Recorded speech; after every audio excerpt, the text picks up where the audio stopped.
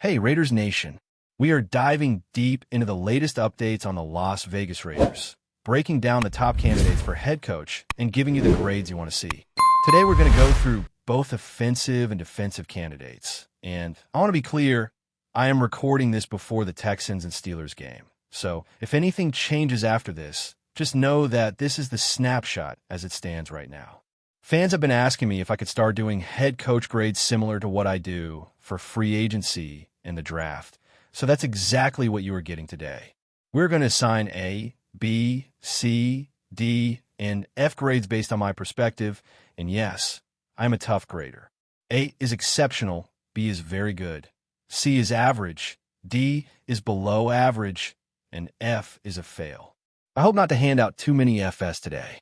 Let's start with Nate Shieldhouse, the pass game coordinator from the Los Angeles Rams who has been working under Sean McVay for the past 2 seasons. For context, I'm a big fan of Matt Campbell's work at Iowa State, where he turned a program that had been overlooked into a national contender, and I see some parallels with what the Raiders are trying to do. Take a team with potential and turn it into something special. Shieldhouse played quarterback at Illinois from 2010 to 2013 and has some experience working with quarterbacks. But if the Raiders were to hire him as a head coach, I would give him a C grade. I see this more as an offensive coordinator hire rather than a head coach hire. Coming from the McVay tree, his potential as an offensive mind is there, but the head coach role may be a stretch at this stage. Next up is Mike LaFleur, the Rams offensive coordinator. He has not called plays consistently, but has some prior experience as an offensive coordinator with the New York Jets under Robert Saleh in 2021-22. LaFleur comes from both the McVay and Shanahan coaching trees, which immediately makes him interesting. At 38 years old, he has been coaching at the college and NFL level since 2009. He is someone I had in my top 5 Raiders head coach candidates, and if he were hired, I would give him an A-. There may be concerns because he hasn't called plays recently, but being under Sean McVay provides a level of credibility and mentorship that is invaluable. For a young, offensive-minded coach, this could be a home run hire. Kevin Stefanski, former head coach of the Cleveland Browns, is another name that comes up. His record over the past 2 seasons, 6-23, is not impressive, and there are concerns about quarterback development.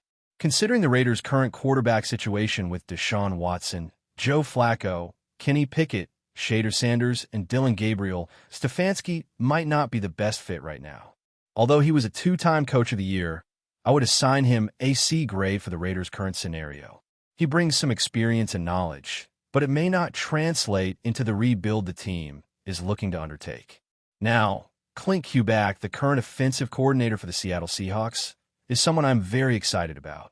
He has experience with the Vikings and Saints, is the son of former Super Bowl winning head coach Gary Kubiak, and has extensive ties to the Shanahan coaching tree.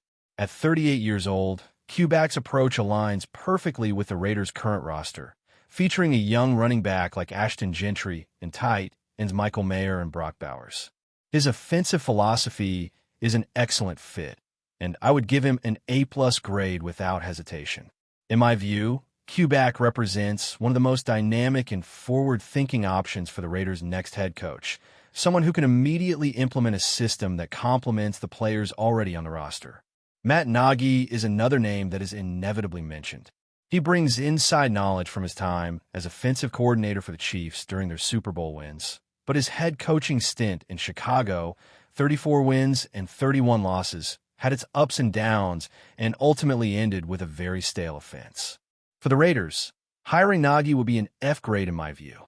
This isn't about his talent as a coach entirely, but more about fit. From a strategic standpoint, bringing him in as a head coach would not address the rebuilding needs of the franchise, and his system may clash with the young talent on the roster. Davis Webb, the quarterback coach for the Denver Broncos, is another rising star. He played in the NFL from 2017 to 2022 and has been instrumental in developing quarterbacks, particularly Bo Nichols. Webb has demonstrated impressive skills in mentoring young quarterbacks, and if the Raiders hired him as an offensive coordinator, it would be an excellent hire. For a head coach position, however, I would give him a C+. He is clearly talented innovative, and a great fit for an OC role under the right head coach. But at this stage, a head coaching role might be premature. Switching to defensive candidates, Evo Orovo, a former Raiders player from 2004, has defensive coordinator experience with Carolina and Denver. While he is innovative and young, I would give him a C grade. His resume is solid, but when compared to other defensive-minded candidates, he does not stand out enough to warrant a top-tier grade. Then there is Chris Shula, the Rams' defensive coordinator and grandson of coaching legend Don Shula. At 39 years old, Shula has been coaching since 2010 at the college and NFL levels and is considered a top defensive mind. Injuries may have affected his Rams team recently, but his potential to build a strong defensive staff is impressive. For the Raiders, Shula earns an A grade. He is intelligent, experienced in high-level football, and could form the cornerstone of a dynamic coaching staff. Jeff Hafley, the defensive coordinator for the Green Bay Packers, has also been making waves. Previously the head coach at Boston College, Hafley has connections through Shanahan and Mike McDaniel, which could make him a strong candidate depending on the offensive coordinator pairing. I would give him a B grade, recognizing his talents while noting that his success will heavily depend on the staff he builds around him. Vance Joseph, former Broncos head coach, brings experience, but his record, 11-21, reflects inconsistencies. At 53 years old, he is respected, but I see him more as a smart interview choice rather than an immediate hire. Finally, Jesse Minter, who has been working with the Harbaugh brothers and was Michigan's defensive coordinator when they won the national championship in 2022 and 2023, stands out. Minter has Michigan ties that align with key Raiders personnel and represents a coach who can help truly rebuild the franchise. For the Raiders' current needs, I would give him an A+ grade. His ability to implement a coherent strategy and foster young talent makes him a standout choice for the team's long-term development. The right offensive coordinator alongside him will only amplify his impact, creating a balanced and innovative coaching structure that can transform the Raiders into a contender once again. Continuing our deep dive into the Raiders' head coaching search, let's take a closer look at some more candidates and the strategy behind these interviews. One thing to understand is that the Raiders are not just hiring a coach, they're building a blueprint for the next chapter of the franchise. That means every candidate brought in is evaluated not only on experience and wins, but also on philosophy, adaptability, and the ability to develop young talent in a system that can grow into something dominant. John Harbaugh has been floating around in these conversations. While the Raiders have not officially requested an interview yet, reports suggest preliminary conversations have taken place. Harbaugh, known for his success with the Baltimore Ravens, brings years of stability and a winning mentality. He has demonstrated the ability to get the most out of his players, and his defensive knowledge is elite. If you were to join the Raiders, I would give him a B+ grade. He is experienced and dependable, but the key question would be his willingness to adapt to a roster that is very different from Baltimore's. His system has historically relied on veteran leadership and discipline, and the Raiders are in a stage where innovation and youthful energy are critical. Looking back at defensive options, Chris Shula remains a compelling choice because he represents a younger generation of innovative minds who have grown up around successful coaching trees. At 39, Shula has already accumulated years of exposure to NFL-level offensive and defensive systems and brings a fresh perspective that can energize the team's defensive strategy. For the Raiders, he could form the backbone of a coaching staff that blends experience with modern approaches, and pairing him with an offensive-minded head coach like Clint Kubiak could create the perfect balance. The synergy between offensive innovation and defensive adaptability is exactly what the Raiders need to rebuild effectively. Vance Joseph, as previously mentioned, adds another layer of defensive credibility. His time as the Broncos head coach and current experience as a defensive coordinator make him knowledgeable, but his track record is mixed. At 53, he has seen the highs and lows of NFL management, which can be both a strength and a limitation. For the Raiders, Joseph represents a cautious choice, someone who understands the league deeply but may not provide the long-term flexibility and forward-thinking approach that younger coaches offer. His grade, and my assessment sits around AB. He would bring structure, discipline, and experience, but may not embody the bold, innovative energy the Raiders are seeking in this rebuilding phase. Shifting back to the offensive side, Davis Webb's trajectory is worth revisiting. Webb has proven his ability to work with quarterbacks in a developmental role, shaping talent into NFL-ready players. While he is not yet a proven head coach, his knowledge and mentoring skills position him as a high-value asset for an offensive coordinator or quarterback development role. His grade for head coaching potential sits at C+, but as an OC under the right head coach, Webb could be transformative. This highlights a recurring theme. The right head coach candidate is not just about personal accolades or wins, but about creating a system that can grow the team holistically. Clint Kubiak, of course, continues to stand out on offense. His alignment with the Raiders roster, especially young stars at key skill positions, makes him an ideal candidate. Kubiak has shown the ability to take pieces and fit them into a coherent, high-performing offensive strategy.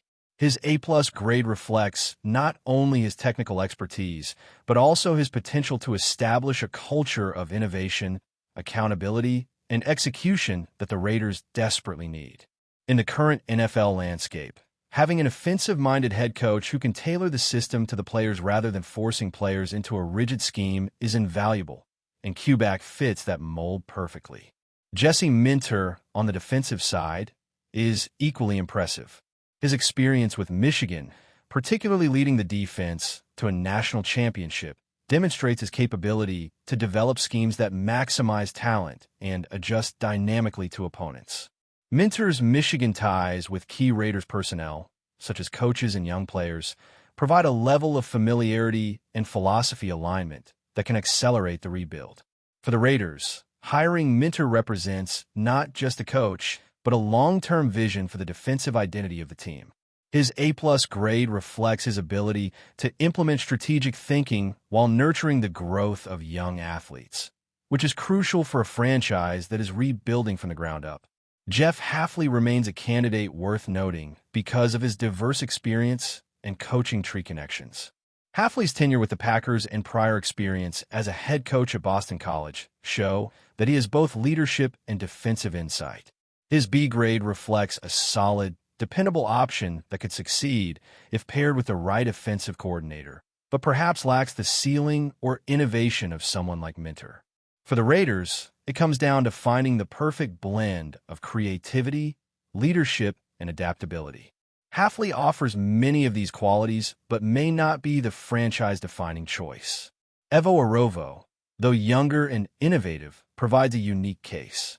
As a former Raiders player, he brings inside familiarity with the organization's culture and history, which can be valuable in recruiting and player relationships. However, his C grade reflects the need for more seasoning at a top-tier head coaching level. The interviews are strategic, both to evaluate talent and to satisfy the Rooney Rule, but also to explore which candidates can truly handle the pressures and complexities of rebuilding a franchise in transition. Before we continue, don't forget to subscribe to our channel and give this video a like. Your support helps us keep bringing you the latest updates on our Las Vegas Raiders. And don't be shy. Drop your thoughts on the news in the comments below. Whispers are swirling around the NFL as the Las Vegas Raiders reportedly set their sights on one of the league's most electrifying young talents, Kenneth Walker III. Sources close to team insiders suggest that the Raiders are eager to reshape their backfield in a way that could make opposing defenses tremble. Known for his combination of speed, vision, and uncanny balance, Walker has already made waves wherever he has played, and now the rumor mill insists he might be heading to Sin City to take the ground game to an entirely new level. For months, analysts have speculated on the Raiders' next big move, with many pointing to the need for a true, game-changing rusher. Kenneth Walker III fits the bill perfectly. Scouts rave about his ability to turn broken plays into massive gains, his knack for reading defenders before they even commit, and his relentless drive that makes him difficult to bring down. Imagine a backfield where Walker can roam free behind a reinforced offensive line, complemented by Las Vegas' already potent passing attack. The thought alone has fans buzzing with excitement, and rival teams cautiously monitoring the situation. While nothing has been officially confirmed, the chatter in league circles is loud. The Raiders could be positioning themselves to dominate on the ground in ways that have not been seen in recent seasons. Sources hint at early discussions involving Walker, with the team's front office reportedly crafting a strategy to maximize his strengths while keeping him fresh for the long haul. The speculation has reignited debates about offensive philosophy, with some insiders suggesting that Walker could become the centerpiece of a revitalized identity for the franchise, one focused on explosive, relentless running plays that keep defenses guessing.